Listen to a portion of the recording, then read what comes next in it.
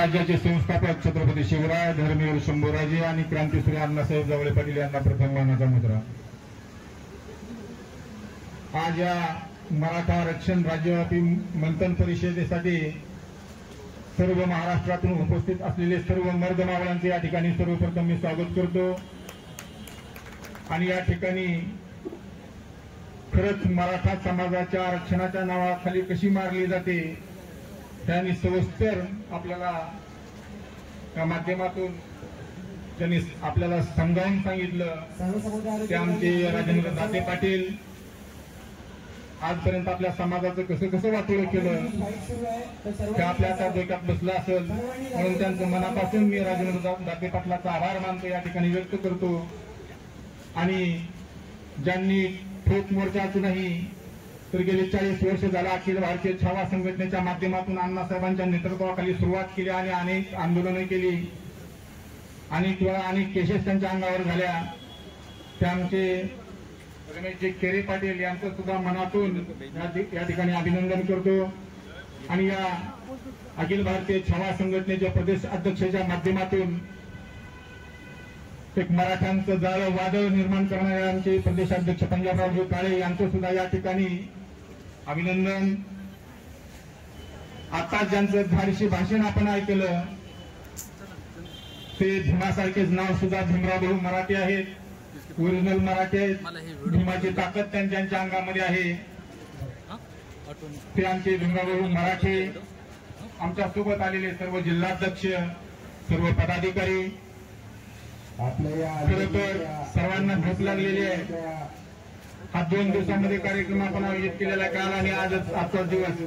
परंतु आपण एवढ्या मोठ्या संख्येने या ठिकाणी आलात कारण की मराठा आरक्षणाची इतकी गरज काय मराठ्यांना आहे. कारण की महाराष्ट्र म्हणलं, महाराष्ट्र आणि मराठा हे समीकरण आहे. हा महाराष्ट्र ज्या मराठ्यांच्या नावावर ओळखला जातो, ज्या मराठ्यांनी या देशासाठी रक्त सांडलं, या महाराष्ट्राच्या मातेसाठी रक्त सांडलं, सर्वांना आधार देण्याचं काम ज्या मराठ्यांनी केलं, त्याच मराठ्यांना आरक्षण सुद्धा भीक मागितल्यासारखं आज मागावं लागतंय. अनेक उपोषणानं मागितलं, शांततेत मागितलं, लोकशाहीच्या मार्गाने मागितलं. परंतु हे हिजरा झालेलं सरकार मग कुठलंही असेल, ते राष्ट्रवादी असेल, काँग्रेस असेल, शिवसेना असेल, बीजेपी असेल, या हरामखोर अवलादींना त्यांनाही वाटत नाही. काय झालं या ठिकाणी राबला जातो असं सरकार करत आहे. म्हणून आम्ही सांगितलं की यापुढे लोकशाहीच्या मार्गाने आंदोलन होणार नाहीत. लोकशाहीच्या नाही तर ठोकशाहीच्या पद्धतीने या महाराष्ट्रामध्ये मराठा आरक्षण मिळवून दाखवतील आणि या महाराष्ट्रातले मराठे काय करतील ह्या हिरड्या पुढाऱ्यांना या पुढच्या काळामध्ये सामोरे जावंच लागेल. आज गेल्या 5-7 वर्षाच्या काळामध्ये आपण पाहिलं असेल, मुक्त मोर्चे झाले, प्रत्येक जिल्ह्याने 20-25 लाखाचे मोर्चे झाले, ठोक मोर्चे झाले. गेल्या वर्षभराच्या काळामध्ये पुन्हा समाज एकत्र आला. अनेक वेगवेगळ्या भूमिका त्या उपोषणाच्या माध्यमातून आल्या. परंतु आमची 40 वर्षापासूनची मागणी आहे की मराठा समाजाला ओबीसी मधून आरक्षण दिलं गेलं पाहिजे, तेही कोर्टामध्ये टिकले पाहिजे. परंतु नंतर विषय आला की कुणबीमधून आरक्षण द्या, कुणबी दाखले द्या, सगळे सोयऱ्यांचा कायदा पास करा. परंतु या वेगवेगळ्या भूमिकेच्या माध्यमातून सर्वच मराठ्यांचं आज आरक्षण गेलं, ईडब्ल्यूएस आरक्षण गेलं, एसईबी. तर या महाराष्ट्रामध्ये जे आरक्षणासाठी आंदोलन चाललेले आहेत, आताच केरे पाटलांनी आपल्या भाषणामधून सांगितलं की किंवा आपल्याला सुद्धा माहीतच आहे की 40 वर्ष झालेलं या सरकारनं सर्वच पक्षाच्या नेत्यांनी आपलं मारण्याचं काम केलेलं आहे. तर आपली सुद्धा आता मारण्याची बारी आलेली लक्षात ठेवा. 5 वर्ष झाले त्यांनी मारली, आता या निवडणुकीमध्ये आपली मारायची बारी आहे. म्हणून आपण मारायचंय का उभं करून मारायचंय हे ठरवायचंय. या उपोषणाच्या माध्यमातून मागणी आली की बाबा मराठा समाजाच्या उमेदवार उभे करायचे, निवडून आणायचे आणि ओबीसी मधून मराठा समाजाला आरक्षण घ्यायचं. तर आम्ही सुद्धा त्या भूमिकेला कालच मी प्रेस घेऊन सांगितलं की जरांगे पाटलांनी उमेदवार 288 उमेदवार उभे करावे आणि ते निवडून आणावे आणि मराठा समाजाला स्वतः मुख्यमंत्री व्हावा आणि मराठा समाजाला आरक्षण द्यावं ही सर्वच मराठ्यांची इच्छा आहे ना, आमची सुद्धा इच्छा आहे. आम्ही सर्व ताकदीनं त्यांच्या पाठीमागे उभा आहोत. परंतु याला पारा त्याला गारा त्याला निवडून आणा हे यापुढे चालणार नाही. खरं तर प्रामाणिक भावनेनं समाजाचं काम केलं गेलं पाहिजे. आजपर्यंत मराठा आरक्षणाच्या नावाखाली अनेक जणांना आपली मताची पोळी भाजून या महाराष्ट्रामध्ये घेतली. त्या मराठ्यांना मातीत घालण्याचं काम समाजाचे नेते भासवून काही लोकांनी केलं, राजकीय लोकांनी तर केलंच. परंतु मराठा समाजातल्या काही नेत्यांनी सुद्धा मराठा समाजाचा वापर करून घेतला की कुणी हा मराठा समाज कधी काँग्रेसच्या दावणीला बांधला तर कधी राष्ट्रवादीच्या, तर कधी बीजेपीच्या, कधी शिवसेनेच्या. का मराठ्यांच्या जीवावर आपले पक्ष मोठे केले.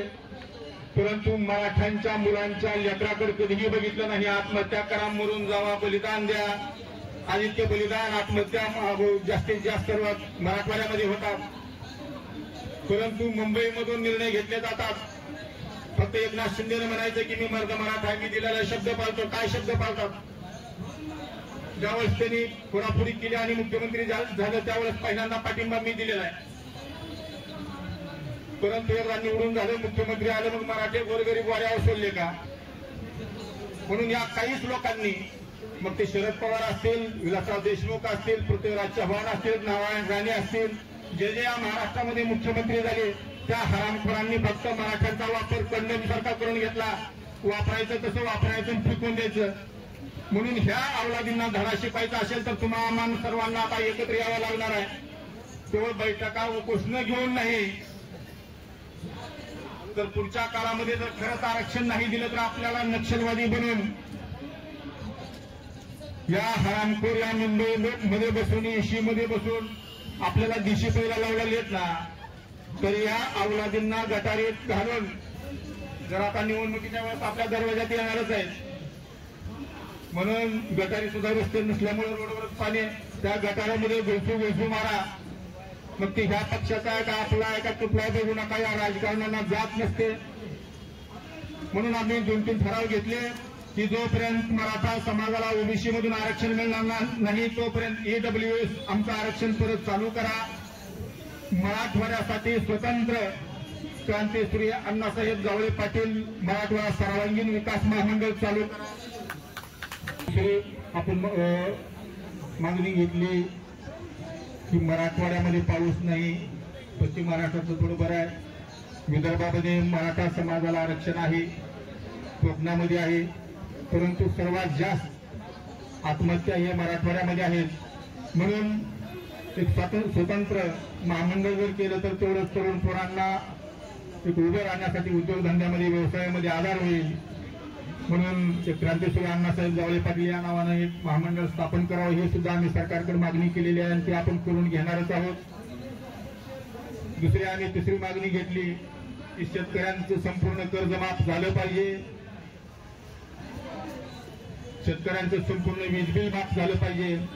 या भूमिका घेऊन आम्ही आजची पत्रकार राज्यव्यापी बैठक आयोजित या ठिकाणी आपण केलेले.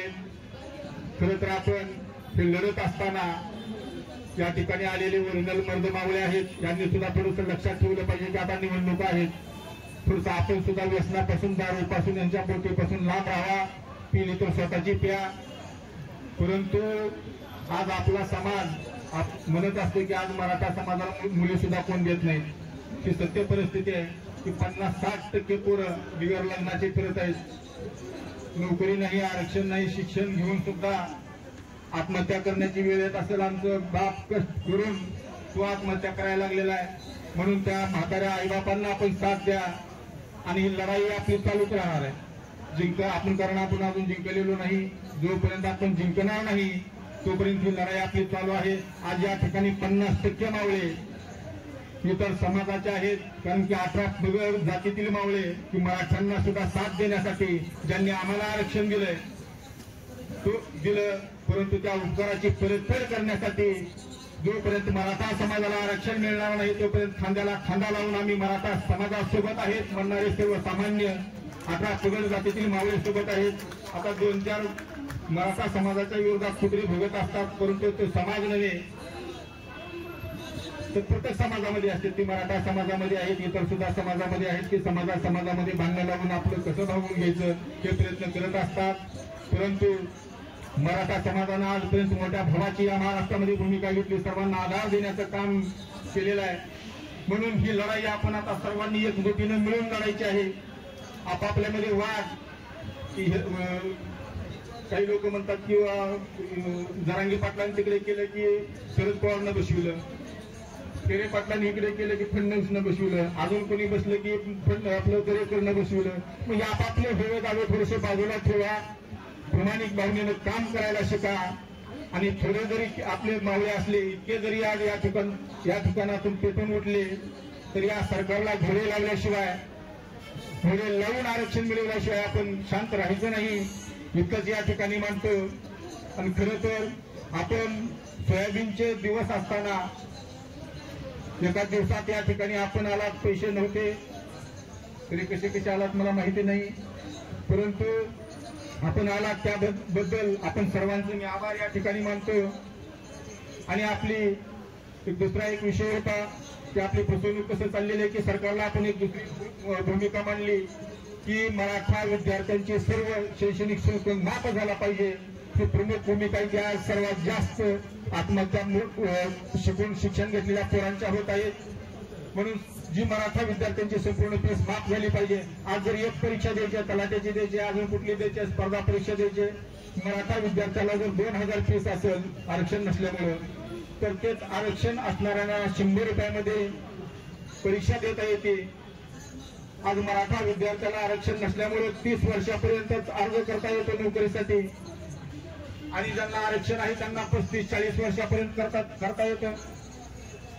मग मराठ्यांचे डोके 30 वर्षामध्ये बाद होत असतात, ज्यांना आरक्षण आहे त्यांचे 40 वर्षापर्यंत चालतात का, असं आम्हाला सरकारला सुद्धा विचारायचं आहे. म्हणून सरकारने या आमच्या प्रमुख मागण्याकडे लक्ष द्यावं.